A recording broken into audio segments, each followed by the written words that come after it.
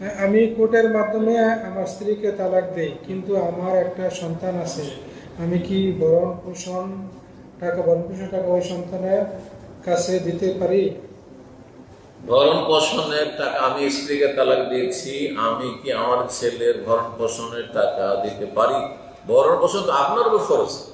আপনার স্ত্রী তো বাচ্চা নয়, এটা আসলে আপনার বাচ্চা। কথা বোঝা গেছে না?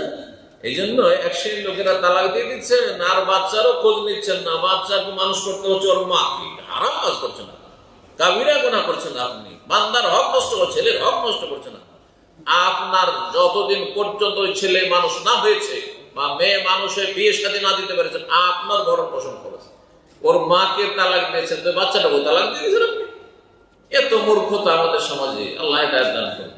হ্যাঁ, কখনো ভাবেন একটা পয়সার দায়িত্ব নেই। আপনার স্ত্রী যদি কোটিপতিও হয়, সার্ভিস হোল্ডার, চাকরি করছে, তারপরে একটা পয়সা খরচ করা তার জন্য জরুরি নয় যে আপনার বাচ্চার জন্য খরচ, আপনার বাচ্চা।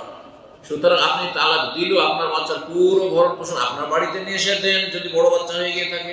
আর যদি ছোট থাকে মায়ের কাছে থাকতে দেন, সেখানে ভালো থাকবে, ভালো প্রতিপালন পাবে, পরিচর্যা পাবে, আর সেখানে আপনাকে পুরো খরচ দিতে হবে।